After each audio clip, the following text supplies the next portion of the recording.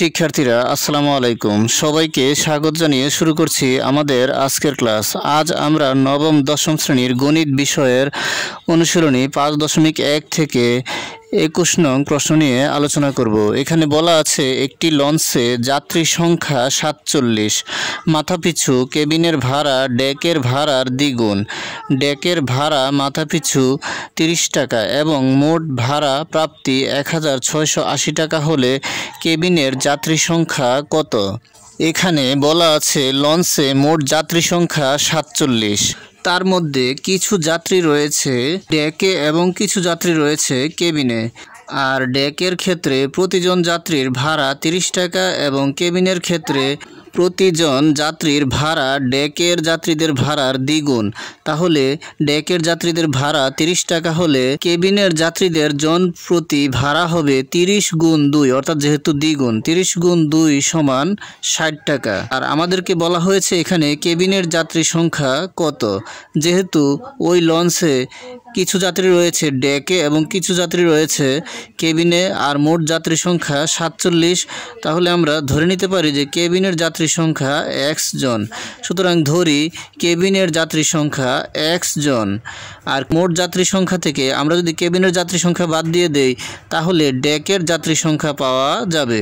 সুতরাং ডেকের যাত্রী সংখ্যা 47 মাইনাস x জন। এখন আমরা কেবিনের যাত্রী সংখ্যা পেয়ে গেলাম x জন এবং ডেকের যাত্রী সংখ্যা পেয়ে গেলাম 47 মাইনাস x জন।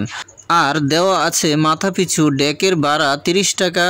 সুতরাং মাথাপিছু কেবিনের ভাড়া ডেকের ভাড়ার দ্বিগুণ হলে প্রতিজন যাত্রীর কেবিনের ভাড়া 2 গুণ 30 বা 60 টাকা। তাহলে আমরা ওই লঞ্চে ডেকের যাত্রীদের জন প্রতি ভাড়া পেয়ে গেলাম 30 টাকা এবং কেবিনের যাত্রীদের জন প্রতি ভাড়া পেয়ে গেলাম 60 টাকা। কেবিনের যাত্রীদের জন প্রতি ভাড়ার পরিমাণ দিয়ে কেবিনের যাত্রী সংখ্যাকে গুণ করলে কেবিন থেকে মোট ভাড়া কত আসে সেটি পাওয়া যাবে এবং ডেকের যাত্রীদের ভাড়ার পরিমাণ দিয়ে মোট যাত্রী সংখ্যাকে গুণ করলে ডেক থেকে মোট ভাড়া কত আসে সেটি পাওয়া যাবে। তাহলে এই দুটির যোগফল হবে মোট ভাড়া প্রাপ্তির পরিমাণ। আর প্রশ্নে বলা আছে মোট ভাড়া প্রাপ্তি 1680 টাকা। তাহলে আমরা লিখতে পারি প্রশ্ন মতে যেহেতু কেবিনের ভাড়া 60 টাকা এবং কেবিনের যাত্রী সংখ্যা x জন, তাহলে x জন থেকে 60x টাকা পাওয়া যাবে। আবার যেহেতু ডেকের যাত্রী সংখ্যা 47 মাইনাস x এবং ডেকের যাত্রীদের জন প্রতি ভাড়া 30 টাকা, তাহলে এখান থেকে ভাড়া পাওয়া যাবে 47 মাইনাস x ইন্টু 30 টাকা। তাহলে হয় প্লাস 47 মাইনাস x ইন্টু 30, অর্থাৎ 60x plus 47 minus x into 30 সমান 1680।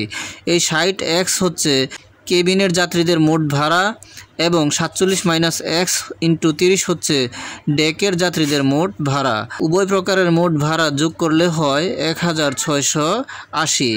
এখান থেকে যদি আমরা x এর মান নির্ণয় করি তাহলে আমরা কেবিনের যাত্রী সংখ্যা পেয়ে যাব, কেননা আমরা ধরেছি কেবিনের যাত্রী সংখ্যা x জন। তাহলে আমরা এখানে পাই 60x আর 47 মাইনাস x এর সাথে 30 গুণ রয়েছে। তাহলে আমরা যদি এখানে 30 ইন্টু 47 করি তাহলে হয় 1410 এবং 30 ইন্টু মাইনাস x করি মাইনাস 30x থেকে মাইনাস 30x সমান 1680। এখানে আমরা দেখতে পাই প্লাসের রয়েছে 60x এবং মাইনাসের রয়েছে 30x। 60x থেকে 30x বাদ দিলে থাকে 30x। আর বাম পক্ষের 1410 সংখ্যাটিকে আমরা ডান পক্ষে সংখ্যার সাথে পক্ষান্তর করব, তাহলে হবে 1680 বিয়োগ 1410। তাহলে আমরা পাই 30x সমান 1680 থেকে 1410 বিয়োগ করলে 270। সুতরাং 30x সমান 270। আমরা যেহেতু এখান থেকে x এর মান নির্ণয় করব, তাহলে x এর সাথে যে 30 গুণ অবস্থায় রয়েছে সেই 30কে বাম পক্ষ থেকে ডান পক্ষে নিয়ে যাব।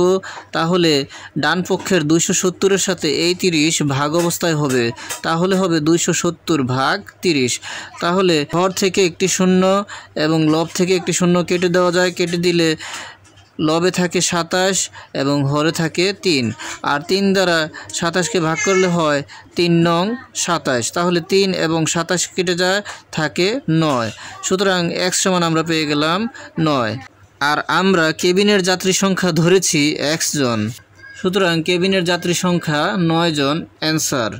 সবাইকে সালাম জানিয়ে এখানেই শেষ করছি। আসসালামু আলাইকুম।